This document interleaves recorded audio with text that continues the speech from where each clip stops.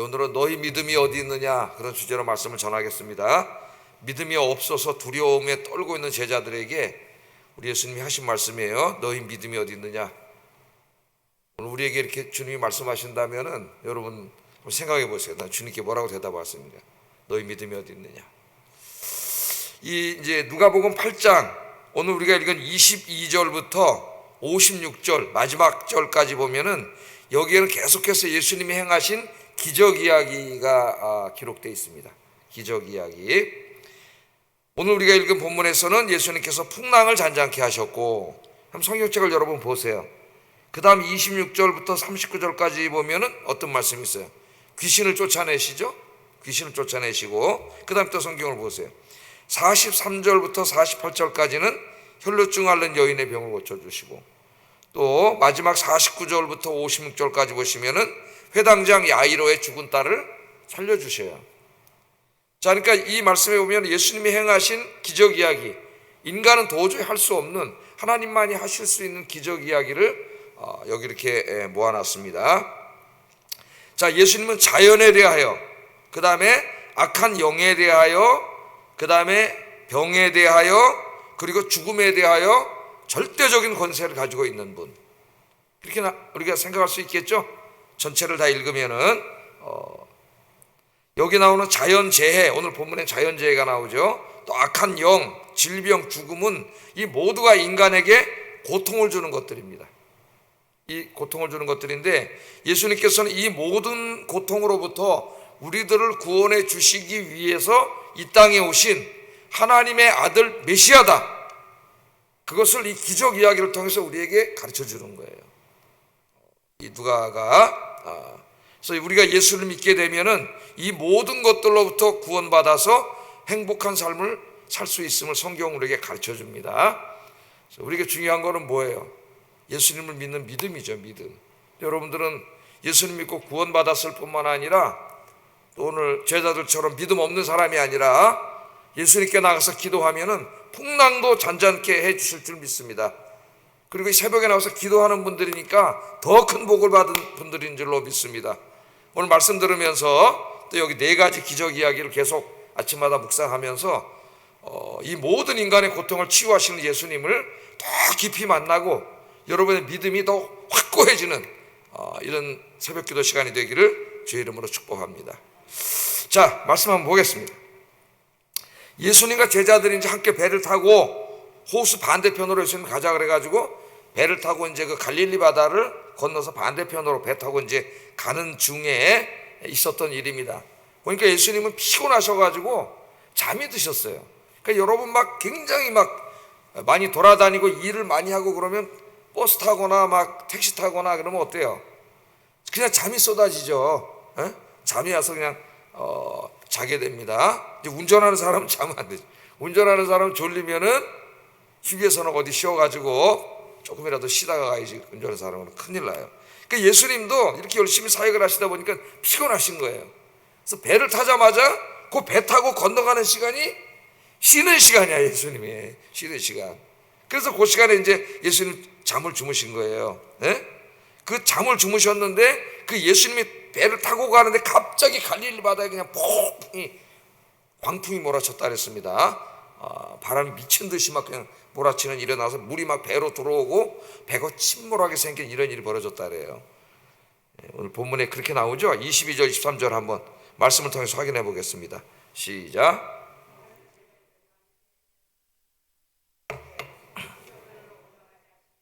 이에 떠나 행선할 때 예수께서 잠이 드셨더니 마침 광풍이 호수로 내리침에 배에 물이 가득하게 되어 위태한지라. 이 갈릴리 바다에 저는 가보지는 않았습니다. 이 성지순례를. 근데 이제 저 산 위에서 찬바람이 확 계곡을 따라서 내려치는데 갈릴리 바다 위에는 이제 거기 날씨가 따뜻하니까 더운 공기가 있잖아요. 그럼 찬바람과 더운 공기가 확 만나면 어떻게 돼요? 풍랑이 나요. 바람이 그냥 확 일어나지 않습니까? 우리도 가끔 여기 보면 이제 날씨가 춥거나 그럴 때 여기 더울 때 에어컨 틀어놓고 그러면 저기 더운 바람이 찬바람이 있고 제 저기 안내하려고 서면 거기서 확 기류 현상이 일어나는 게 가끔 느껴질 때가 있어요. 과학이. 그 이제 풍랑이 그러니까 아무도 예상치 못한 때 갑자기 막 풍랑이 일어나는 거예요. 풍랑이 일어날 줄 예상했다면은 배 타고 안 건너갔겠죠. 왜냐하면 여기 지금 배 타고 있는 사람들, 예수님 제자들의 대부분이 뭐 하는 사람이에요? 평생 여기서 고기 잡아먹고 살던 사람인데, 예? 그러니까 예기치 않은 풍랑이 갑자기 몰아친 거예요. 거기서 평생 고기 잡고 살던 사람도 예상할 수 없었던 풍랑이 몰아친 거죠. 그러니까 우리 인생의 풍랑이 어떨 때는 조금 예상한 게 있을 수 있지만 어떨 때는 전혀 예상하지 못했던 풍랑이 갑자기 확 몰아칠 때도 있고, 이번 국가적인 사태에도 전혀 생각하지 못했던 일이 그냥 확 몰아쳐서 혼란스러울 때도 있습니다. 우리에게. 자, 이 배는 전체 성경을 읽어보면 8장을 다 읽어보면은 예수님의 제자들, 예수님이 타고 계셨고 제자들이 타고 있었고, 또 예수님의 사역을 자기들의 그 재산으로 후원했던 여인들 같이 전도하면서 이 여인들이 다 이 배에 타고 있었어요. 함께. 자, 그런데 이 배가 지금 갈릴리 바다 한 가운데로 나갔을 때 풍랑이 일어난 겁니다. 그 우리가 좀 생각할 때 우리의 상식과 좀 벗어나는 거죠. 우리는 여기 지금 예수님, 그 다음 12 제자, 예수님께 헌신하면서 같이 복음을 전할 뿐만 아니라 자기의 재산을 다 털어서 여성들이 지금 이 사역을 돕고 있어요. 그러니까 이 예수님의 하나님 나라 복음 사역에 여기 절대적으로 헌신하고 있는 사람들이 다 타고 있습니다. 배에. 그럼 우리 생각에는 이 배가 안전하게 풍랑이 일어나지 않고 저 건너편으로 건너가야 된다고 생각을 해요. 그죠? 예수님까지 타고 있잖아요, 여기. 그러니까 풍랑이 일어나면 안 됩니다. 우리 생각에 내가 예수님을 잘 믿고 신앙생활 잘하고 말씀대로 살려고 노력할 때는 내 인생에 아무 일도 안 일어나야 된다고만 생각하고 있어요. 그런데 오늘 이 말씀은 그런 기대를 깨버립니다. 예수님이 타고 제자들이 타고 예수님을 적극적으로 헌신한 여인들이 탄 배에 갑자기 풍랑이 일어나. 자, 그것은 우리에게 뭘 이야기해줘요? 예수님이 탄 배에도 풍랑이 일어날 수 있다. 그러니까 예수님을 여러분이 인생에 모시고 여러분처럼 이렇게 기도하면서 가는 인생에도 풍랑이 일어날 수 있다. 풍랑이 일어났을 때 당황하지 마세요. 그리스도인들에게, 하나님의 백성들에게 일어나는 모든 인생의 풍랑에는 하나님의 선하신 뜻이 있습니다. 하나님이 그 풍랑을 통해서 우리에게 무언가 더 큰, 그것이 영적인 것이든 아니면 육적인 것이든 우리 어떤 인격적인 것이든 더 큰 하나님의 어떤 뜻을, 선하신 뜻을 이루기 위해서 때로 하나님 풍랑을 주실 때가 있어요. 오늘 말씀도 우리가 그렇게 이해를 해야 됩니다. 예를 들면 사도 바울이 하나님 앞에 그렇게 기도해가지고 예루살렘에서 이제 가이사랴 가서 가이사랴 감옥에 있다가 2년 만에 로마로 가죠. 로마로 갈 때 죄수의 신분으로 재판받으러 가고 있었지만은 바울의 마음은 로마에 가서 복음 전하려고 그랬어요. 그래서 이제 가고 있는데 그 바울이 가고 있을 때 그 역사가 토인비가 말했듯이 바울이 타고 간 배는 유럽을 싣고 갔다. 유명한 말을 했습니다. 유명한 역사가가. 바울이 그 로마로 가잖아요. 이제 우리는 다 알고 있죠. 바울은 한 죄수로 가지만 바울을 통해서 이제 로마뿐만 아니라 유럽 전역이 복음화되는 역사가 일어날 거예요. 바울이 타고 가. 그런데 바울이 타고 가는 배에 뭐가 일어나요? 풍랑이 일어나서 바울을 죽이려고 그러잖아요. 바울 죽을 뻔했어요, 거기서. 근데 하나님 살려주셨잖아요. 복음을 전하러 로마로 가야 됩니다. 그 로마로 가는데 거기도 풍랑이 일어나죠. 풍랑이.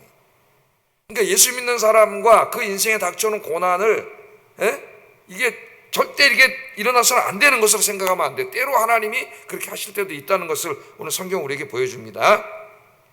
자, 이 풍랑을 통해서 오늘 이 제자들은 놀라운 사실을 체험하게 돼요. 물론 그 전에도 예수님이 뭐 이런저런 기적을 행하시는 걸 체험했지만은 이 자연 현상까지도, 그 풍랑까지도 오늘 예수님이 꾸짖었다 그랬어요.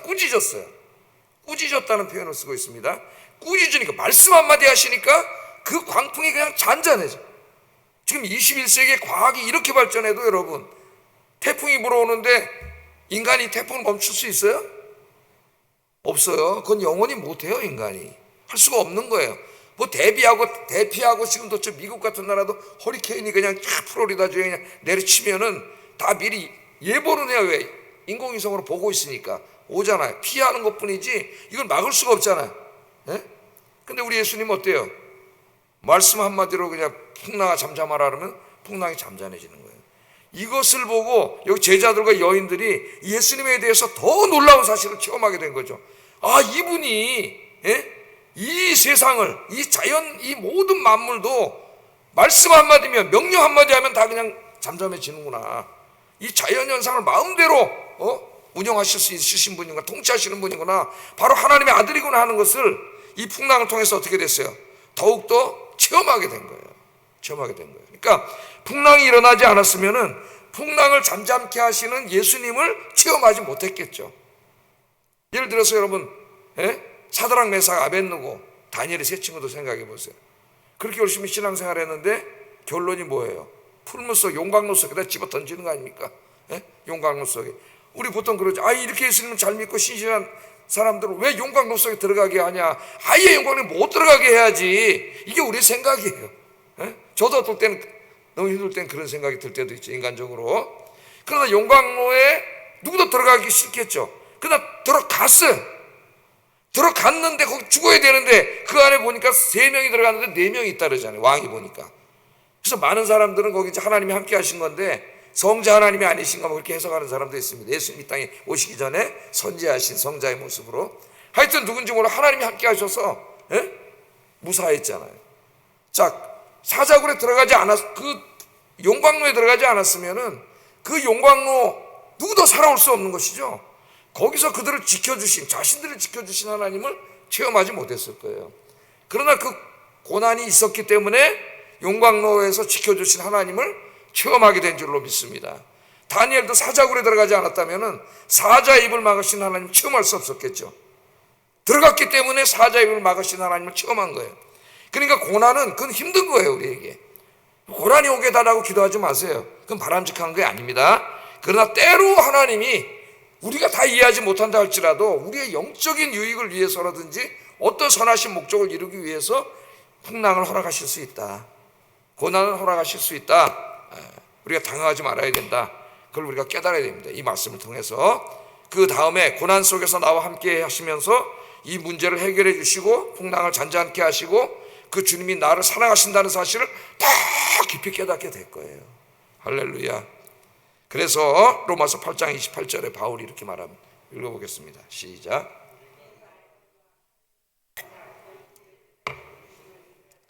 모든 것이 협력하여 선을 이루느니라. 아멘. 그러니까 하나님의 백성에게 찾아오는 고난은 목사에게도 찾아올 수 있고 뭐 이렇게 제자들 예수님이 담배에도 오잖아요, 고난이. 그러나 이 모든 것이 다 협력해서 뭐를 이루려고요? 여러분에게 더 큰 선을 이루게 하기 위해서 고난을 허락하실 수 있다는 것. 그러니까 우리가 고난 중에 있는 분들한테 함부로 입을 열어서 말하면 안 됩니다. 큰일 나요, 이런 사람. 이 일을 통해서 하나님이 더 크신 뜻을 이루시는 거죠. 그래서 힘들고 어려울 때 이 말씀을 꼭 잊지 마세요. 주님이 담배에도 고난이 왔다는. 그럼 흔들리지 않아요. 여기에 하나님의 뜻이 있겠지. 어떨 때는 그 뜻이 이렇게 내가 이해가 될 때도 있고 어떨 때는 전혀 이해가 안 될 때도 있어요. 그럴 때도 있습니다. 그러나 그때에도 분명히 아는 건 뭐예요? 내가 이해를 못한다 할지라도 분명히 하나님은 선을 위하여 일을 하시고 있다는 것, 그것만 알면 쓰러지지 않아요. 그 믿음이 하나님의 섭리에 대한 믿음인데 가장 성숙한 믿음입니다. 하나님, 우리가 그런 믿음 갖기를 원해요. 그러면 그 고난이 끝난 다음에 그 믿음과 하나님에 대한 체험이 더 성숙해져요. 더 성숙해져요. 오늘 우리가 첫째로 그것을 묵상하는 게 중요합니다. 말씀에서. 그 다음에 두 번째 이제 말씀을 보세요. 자, 이 풍랑이 막 쳐가지고 배에 물이 들어오고 배는 이제 파손되고 다 죽게 생겼어요. 죽게 생겼습니다. 그랬더니 제자들이 예수님을 찾았어요. 배 타고 이제 하고 노래 부르고 가다가 갑자기 풍랑이 일어나고 배에 물이 들어오니까 어부들이잖아요, 많은 사람들이. 어떻게 해보려고 그랬겠죠. 근데 자기들이 어떻게 해도 되지 않는 거야, 이거는. 그러니까 그때 비로소 이제 사람들은 누굴 찾아요? 하나님을 기도의 자리로 나오거나 예수님을 찾아. 예수님 찾았어요. 24절 한번 읽어보겠습니다. 시작. 죽겠나이다 한데 예수께서 잠을 깨사 바람과 물결을 꾸짖으시니 이에 그쳐 잔잔하여 진지라. 그러니까 우리 주님의 명령 한마디면은 우리 인간은 도저히 해결할 수 없는 문제가 한 번에 해결되는 거예요. 하나님이 한 번 그냥 말씀하시면 해결되는. 죽은 자도 살아나고 아무것도 없는 데서 이 세상과 우주도 생겨나고 귀신도 쫓겨나고 병도 낫고 우리 하나님이 하시면 하는 거죠. 자, 풍랑을 꾸짖었다 그랬습니다. 꾸짖었어요. 꾸짖어서 잠잠케 됐다 이렇게 얘기합니다. 두 가지를 여기서 우리가 생각을 해봐야 됩니다. 이 메시지를 통해서. 하나는 여기에 종말론적인 의미가 있고, 두 번째는 실존적인 의미가 있어요. 우리가 너무 이거 실존적인 의미만 생각하면은 풍랑을 잔잔케 하신 예수님을 통해서 하나님이 하시고자 하시는 중요한 메시지를 놓칠 수가 있어요. 이 두 가지가 다 중요해요. 그럼 먼저 종말론적인 의미를 살펴보겠습니다. 자, 여기에 이 풍랑을 예수님이 꾸짖었다. 왜 꾸짖었다 그랬을까? 꾸짖은 건 뭐예요? 나쁜 짓 하는 사람은 꾸짖는 거 아닙니까, 여러분? 책망하는 거 아니에요? 그 표현을 쓰고 있다는 거예요. 자, 인간이 타락한 이후에 자연은, 우리가 살아가고 있는 자연 환경은 이중성을 갖게 됐습니다. 타락한 이후에요. 타락하기 전에는 이중성이 없어요. 하나님 주신 거기 때문에 다 선한 거예요. 우리를 해하지 않아요, 자연이. 그런데 인간이 타락한 이후에는 이중성을 갖게 됐어요. 하나는 하나님의 일반 은총 속에서 자연을 통하여 여전히 창조주 하나님의 은혜와 혜택을 누리게 하셨지만은, 인간의 타락 때문에 이 자연은 굉장히 폭력적인 것이 됐습니다, 우리 인간에게. 그래서 이중성이에요. 자, 그래서 이 자연은 인간에게 삶에 필요한 자원과 환경을 제공해 줍니다. 타락한 이후에도 여전히. 그게 하나님의 일반 은총이라 그래요, 우리가. 왜? 안 그러면 우리 인간이 살 수가 없잖아요. 비록 죄를 지었지만 하나님이 창조하신 자연의 선함의 상당 부분을 유지시켜 주셨어요. 태양도 그대로 햇빛도 주시고 다 공기도 주시고 다 주셨습니다. 그런 면에서 자연은 우리에게 필요한 자원과 환경을 제공해 주는 거죠. 그런데 이 자연이 어느 순간에는 악의 세력으로 변합니다. 악의 세력으로 변해서 인간의 생명을 뺏어가죠. 타락한 이후에 이런 현상이 나타난 거예요.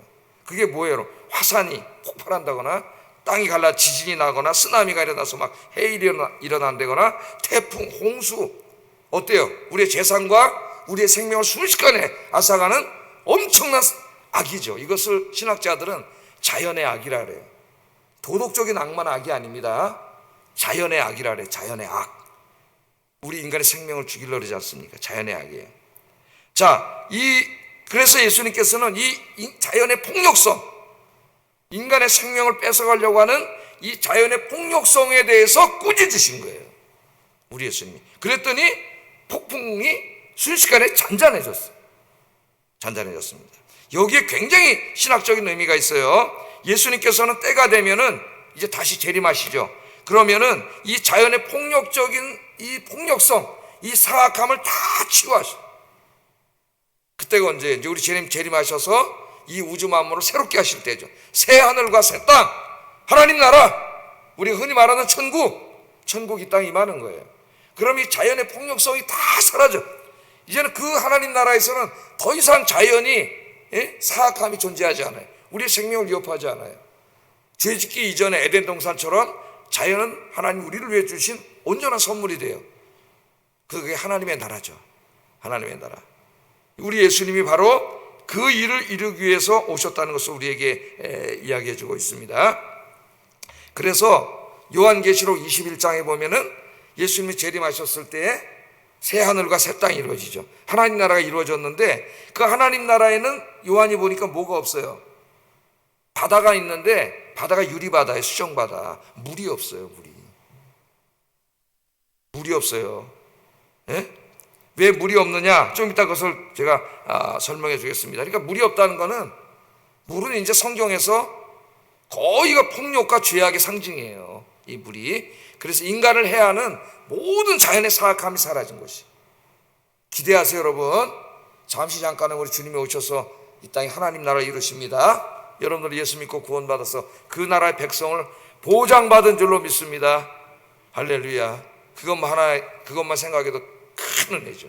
그러니까 첫 번째 메시지가 거기에 있다는 거예요.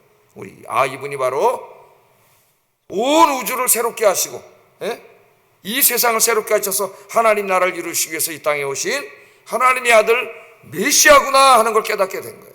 이 첫 번째 중요한 메시지예요. 그런데 이렇게 종말론적인 의미만 있는 건 아닙니다. 그 다음에 실존적인 의미도 있는 거예요. 그 다음에. 자, 예수님께서 바람과 파도를 잔잔케 하심으로 실존적인 의미라 하는 것은 제자들의 생명을 실제적으로 구원해 주신 것이죠. 앞으로 예수님이 자연을 치유할 거라는 것을 보여주기도 했지만 실존적으로는 제자들의 생명을 구해주신 거잖아요. 지금 생명을 구해줬습니다. 제가 아까 이 바다, 물은 성경에서 항상 악의 세력을 상징하는 것으로 나온다 그랬죠. 바다는 항상 악과 혼돈, 어둠의 세력의 상징입니다. 성경에서 노아의 홍수가 온 인류를 다 죽였잖아요. 하나님이 홍수라고 하는 폭력, 이 물의 폭력성을 통해서 이 세상을 심판하셨어요. 그 다음에 또 이스라엘이 하나님의 약속을 받고 가나안 땅으로 건너가려고 할 때 그 앞에 뭐가 가로막고 있어요? 홍해가 가로막고 있죠. 바다가 하나님의 백성들의 가는 길을 가로막고 있습니다. 이걸 보여줘. 또 다니엘서 7장에 보면은 그 무시무시한 하나님을 대적하고 하나님의 백성들을 핍박하는 동물, 짐승들이 어디서 나와요? 바다에서 나와요. 바다에서. 또 요한계시록 13장을 봐도 그 무시무시한 적그리스도가 어디서 나와요? 바다에서 나와요. 바다에서. 그래서 이 바다는 항상 악의 상징, 악의 근원이고 성경에서. 그래서 요한계시록 21장에 하나님 나라가 이루어졌을 때 물로 된 바다가 없어지고 유리바다가 있는 거예요. 물이 없는 거예요. 물이 없어요. 자, 오늘 본문에서도 이 바다가 예수님과 제자들의 생명을 위협하고 있습니다. 이 폭풍과 바다는 우리들의 신앙과 삶을 위협하는 모든 인생의 이 고난의 그 장애물들의 상징이라고 볼 수가 있어요. 폭풍과 풍랑 진짜 그것만 문자적으로 의미가 하는 게 아닙니다. 우리 인생에 닥쳐올 수 있는 여러 가지 수십 가지의 그런 풍랑을 다 상징하는 것들이죠. 누가는 이 폭풍과 파도를 잔잔케 하시는 예수님의 모습을 통해서 예수님은 우리 인생의 폭풍과 바다를 능히 잔잔케 하시고 우리를 구원해 주실 수 있는 분이라는 것을 우리에게 가르쳐 주는 거죠. 이 민족의, 이 나라에 몰아닥친 광풍과 폭풍도 우리가 기도하면은 주님이 능히 빠른 시간 내에 정상을 찾게 하시고 평안하게 하실 수 있는 분임을 오늘 이 말씀을 통해서 우리에게 가르쳐 주고 있습니다. 오늘 참 아이러니한 모습이 나오는데요. 그게 뭐냐면은 지금 제자들이 예수님한테 가서 살려달라 그러잖아요. 제자들이 누구죠? 갈릴리 바다의 전문가들입니다. 이 갈릴리 바다에 대해서 최고의 지식과 경험을 가지고 있는, 평생 어려서부터 거기서 수영하고 놀고 고기 잡아먹던 사람들이에요. 이 사람들이. 그러니까 배 타고 갈 때는 예수님한테 아무 말도 안 했죠. 뭐 도와달라는 말도 안 하고, 풍랑이 일어나고 자기들이 가진 경험과 지식으로 이걸 제어해 보려고 그러니 갈 수가 없는 거예요. 그러니까 가서 예수님, 우리가 죽게 됐는데 잠만 주무시니까 살려주세요. 그러니까 바다의 전문가가 목수인 예수님에게 살려달라 그러잖아요. 우리 인간의 어떤 어리석은 모습을 보여줘요. 우리는 자기가 자기 인생이 다 전문가라고 생각을 해. 전문가라고 생각할 때 교만해져요. 교만해지면 어떻게 해요? 기도하지 않아요. 예수님 찾지 않아요. 왜? 내 경험과 지식으로 얼마든지 살아갈 수 있어요. 그래서 그런 사람에게 나타나는 현상이 기도하지 않아요. 기도 생활이 없어요. 그런 사람들이. 그런데 어느 날 주님이 풍랑이 일게 하실 수 있습니다. 우리 인생에. 그때 깜짝 놀라게 되는 거죠. 내가 갖고 있는 전문 지식과 내 경험이 아무 도움이 되지 않아요. 그때는 해결할 수 없어요. 우리 옛날에 IMF 때 그런 거를 경험했죠. 다 사람들이 보니까 그때 공원에 나와서 아버지들이 다 이러고 젊은 사람들이 앉아 있는 거 많이 봤어요. 제가. 집에서 회사 학교로 나와가지고 거기 가서 이러고 앉아 있는 거예요. 다 전문가라고 생각을 했고, 저도 그때 한 교회에서 섬길 때 한 분 친하게 지내던 분이 와서 그러더라고요.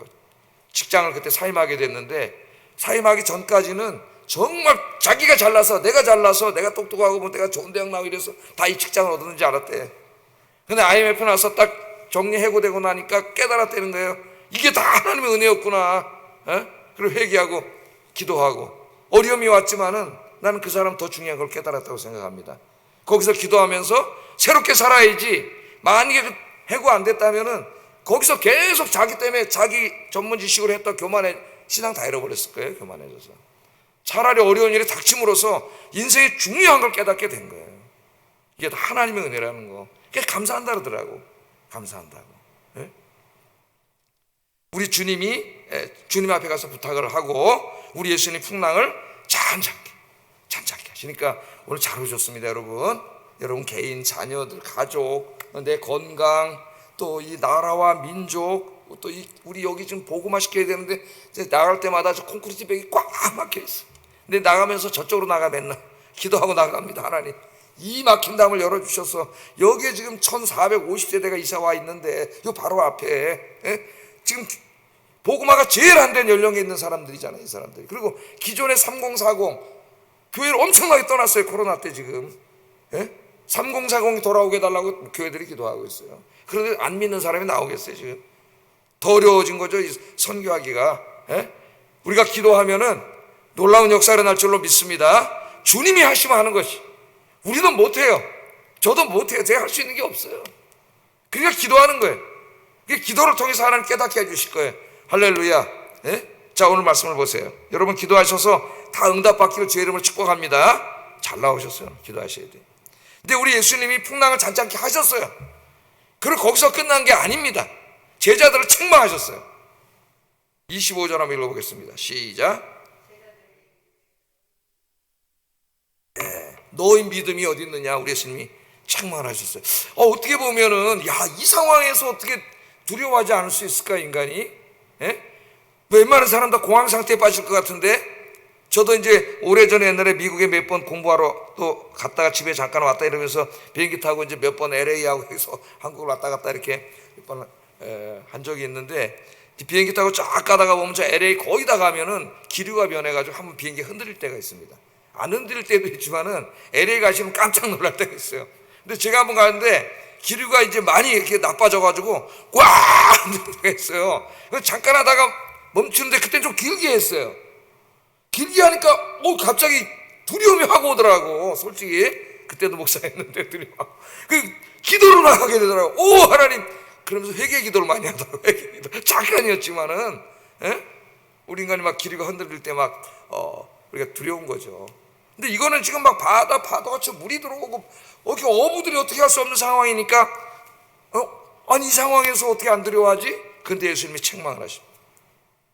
네 믿음이 어디 있느냐? 네 믿음이 어디? 이 배에 누가 타고 있어요 지금? 예수님이 타고 있잖아요. 우리 아까 찬송 불렀잖아요. 이 배에 항해할 사공이 누구세요? 여러분의 우리 주님이 배의 키를 잡고 있는데 똑같아요. 왜 두려워하느냐? 네 믿음이 어디 있느냐? 우리는 이걸 통해서 예수님이 우리에게 원하는 믿음의 수준이 뭐냐? 이 풍랑 속에서도 공황 상태에 빠지지 않고 주님을 신뢰하는 믿음을 원하고 계신다는 거예요. 주님이 원하시는 믿음의 수준이 당황하지 않고 힘들지고 두렵지 않을 수는 없죠. 인간이 두렵지만 당황스럽지만 주님을 바라보는 그런 믿음의 사람들이 되길 주의 이름으로 축복합니다. 풍랑을 바라보면 두려워요. 세상을 바라보면 두렵고 이 나라 형편 꼬라지를 보면 가슴이 아프고 답답해져요. 그런데 주님을 바라보면 희망이 있어요. 주님을 바라보면 평안해져요. 요새 내가 절실히 느껴요. 기도하고 말씀 읽고 오면 마음이 평안해져요. 뉴스 딱 꺼버린 지 안 봐. 보면 가슴이 답답해지고 힘들어져. 우리 주님을 바라봐야 돼. 주님. 제가 마지막으로 설교 마치면서 설교 길어졌네. 그림 하나만 보겠습니다. 그림 잘 보이나요? 저 아기에다 집중을 해보세요. 아기 엄마 품에 앉아있는 아기. 자, 이 프레데릭 모건이라고 하는 화가가 1887년에 그린 유채화입니다. 유채화. 이 그림은 출판되자마자 사람들로부터 굉장히 많은 갈채를 받았던 그런 그림이에요. 저는 그림 전문가는 아니고요. 그림을 읽어주는 남자로 유명한 선동기 씨의 도움을 받아서 이 그림을 좀 한번 감상해 보겠습니다. 자, 홍수가 났죠. 지금 홍수가 났어요. 사다리를 밟고 지붕까지 이 엄마가 올라갔습니다. 애 둘 데리고. 그런데 물이 발밑에까지, 지붕 발밑에까지 올라왔어요. 너무나 두려운 상황이에요. 한 여인이 한 손으로는 아이를 안고 있습니다. 지금 또 다른 한 손으로는 몸을 지탱하기 위해서 굴뚝을 잡았어요. 자기도 살아야 되니까. 그런데 또 아기가 따라 나가 엄마한테 매달려 있어요. 살려고. 자, 한 여인이 손으로 아이를 안고 다른 한 손으로 몸을 지탱하기 굴뚝을 잡았는데 이 시선은 눈을 보세요. 저희네 멀리서 다가오는 배를 바라보고 있습니다. 구조하러 오는 배를 바라보고 있어요. 여러분이 하나하나 하다 보면은 그림을 보는 좀 전문성이 생길 수도 있어요. 그림을 가서 잘 그렸네 정도가 아니라, 왜냐하면 모든 그림에는 메시지가 있거든. 메시지가 이 그림을 통해서 화가가 전달하고자 하는 메시지가 있어요. 다가오는 배를 바라보고 있는데 두렵습니다. 두려움과 공포가 있어요. 엄마의 치마를 잡은 아이도 막 그러고 있어요. 그런데 여기 그림의 핵심은 애기예요. 애기. 엄마 품에 안겨있는 저 아기를 보세요. 웃고 있어요. 얼마나 평안해 저 얼굴이. 예? 왜 저렇게 아기는 평안할까요? 엄마의 품이, 저 아기에게는 엄마의 품이 세상에서 제일 안전하다고 생각하고 있어요. 예? 아기들이 울다가 엄마가 안아주면은 울음을 뚝 그쳐요. 왜 그래? 엄마 품이, 아기는 엄마 품이 하나님 품이에요. 엄마 품이 안기면은 그 누구도 나를 해할 수 없다고 엄마를 절대적으로 신뢰해요. 아기들은. 그래서 엄마가 딱 안으면 울음을 뚝 그쳐요. 핵심은 저기입니다. 저 아기, 엄마 품에 안겨있는 아기는 평안해요. 예? 이 그림이 왜 평안하냐? 엄마를 신뢰하기 때문이에요. 아무리 저렇게 풍랑이 일어나고 지금 다급한 상태에 있다 할지라도 하나님 품 안에 있음을 아는 사람은 어떻게 돼요? 당황하지 않습니다. 하나님이 지켜주실 걸 믿기 때문에. 하나님 품 안에 있을 때에 우리의 인생은 안전하다. 안전하다. 하나님 품 안에 있다는 것은 여러분이 이렇게 나와서 예배드리고 기도하는 거예요. 하나님을 의지하고 붙잡는 거예요. 그게 하나님 품 안에 있는 거예요. 늘 하나님 품 안에 계셔요. 그러면 안전합니다. 하나님 지켜주십니다. 평생 주님 품 안에서 사시기를 주의 이름으로 축복합니다. 기도하겠습니다. 자, 때로 하나님께서 우리 인생을 향하신 더 큰 선하신 목적을 이루기 위해서 고난을 허락하실 때가 있음을 알게 하소서. 두 번째, 인생의 풍랑이 닥칠 때 두려워하지 말고 하나님을 신뢰하고 기도하게 하소서. 세 번째, 하나님의 권능으로 나의 인생의 풍랑을 잔잔하게 하여 주소서. 여러분 어떤 풍랑이 있습니까? 같이 기도하겠습니다.